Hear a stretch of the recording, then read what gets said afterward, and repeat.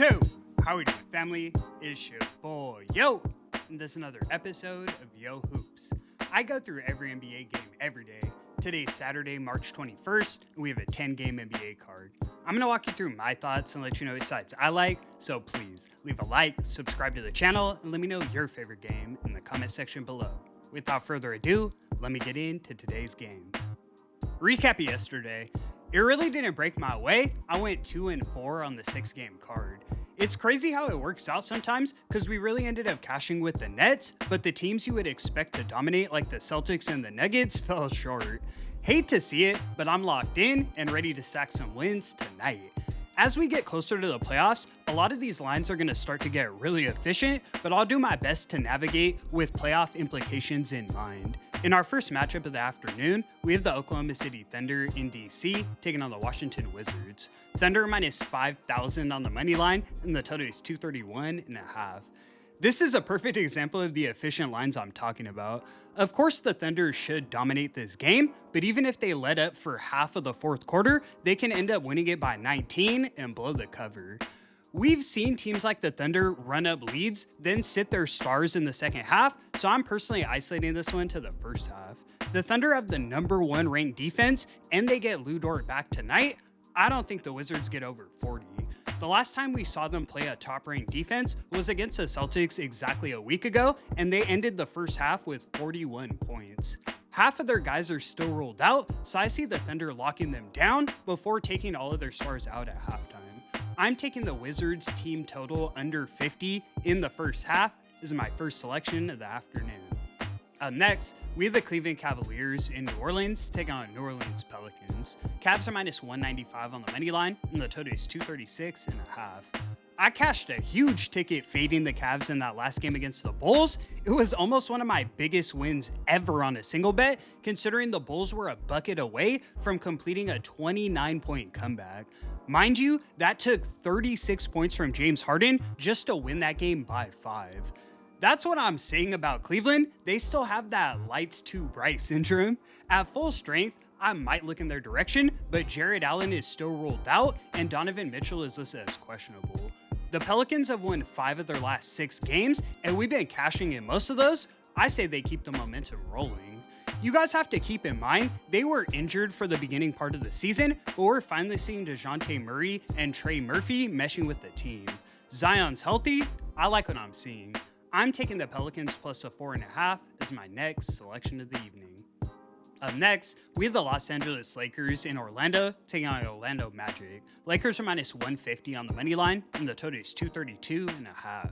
Sheesh, the Lakers have been going crazy. They're on an 8-game win streak, winning 11 of their last 12 games.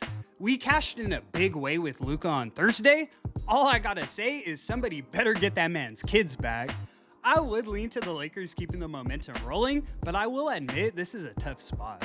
The books made the Magic this short of dogs for a reason, despite everyone being on the Lakers. It looks like a trap to me, but rather than taking a side, I'm looking at the total. If it was gonna be an offensive game, the Lakers would be bigger favorites. There's no way the Magic's offense keeps up, but they do have the better defense. Even with Franz out, I can see them locking down the rest of the Lakers to where they have to defer to Luka to carry. He can still get the job done, but I can't see that style of game getting us over a 230 total. I'm taking the Lakers and Magic under 232.5 as my next selection of the evening.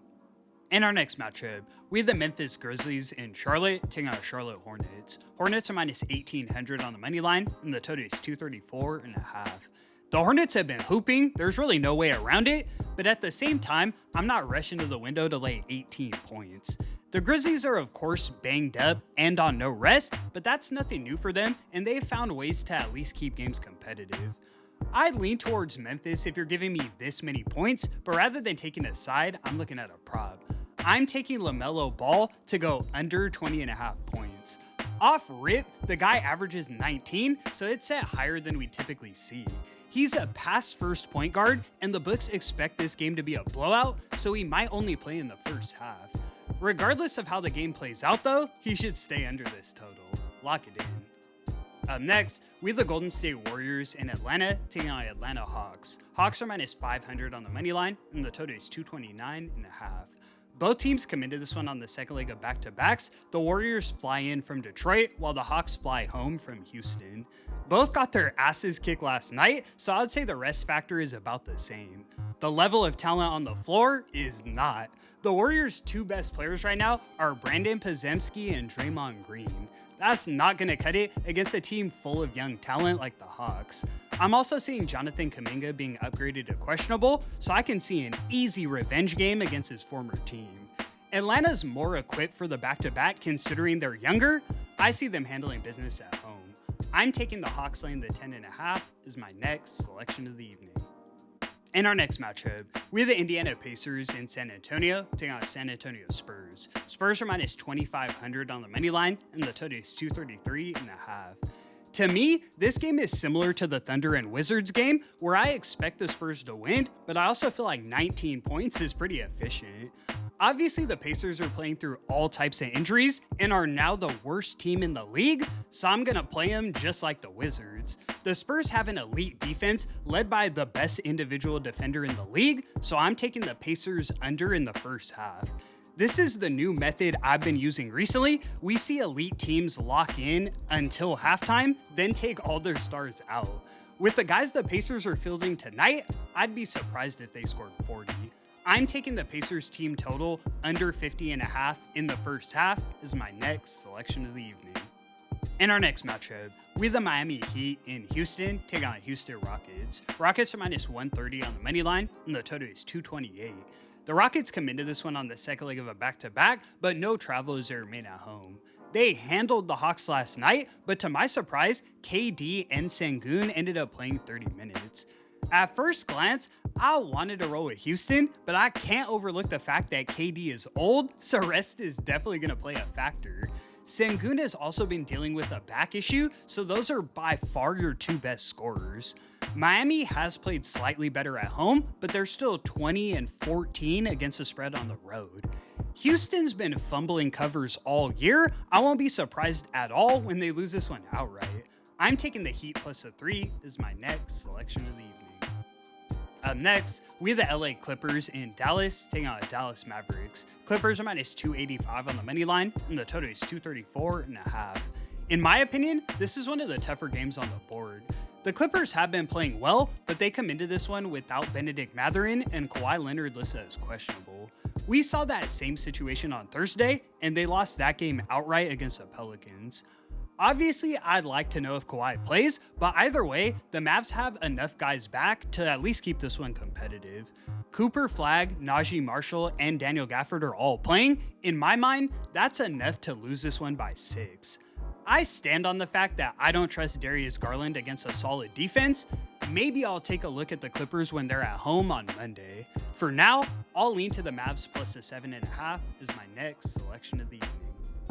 Up next, we have the Philadelphia 76ers in Utah taking on Utah Jazz. Sixers are minus 235 on the money line, and the total is 229.5.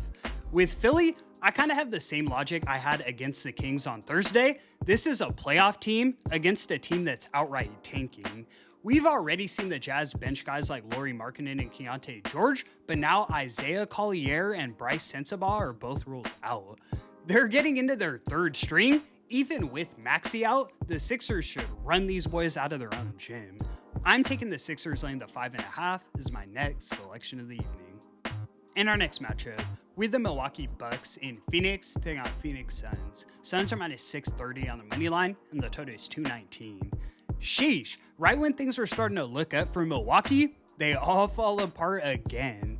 They honestly should have traded Giannis because now he's out indefinitely with a hyperextended knee. The roster was already hanging on by a thread, so at this point, you basically call it a wrap and start getting ready for next year. The Suns, on the other hand, are still right in the mix, and they have talent even without Dylan Brooks. I'm still not in love with laying this big of a number, but if I'm being honest, the Suns are that much better. Devin Booker's by far the best player on the floor, and he has shooters around him. I'm taking Phoenix laying the 11.5 as my last and final selection. And that's going to conclude today's video. Thank you so much for tuning in, guys. Let's start the weekend off right and go stack some wins on the big card. I appreciate all the support so much. I do this every day for free, so please leave a like and subscribe to the channel. It's your boy, Yo! And until the next one, I'ma catch y'all. Peace!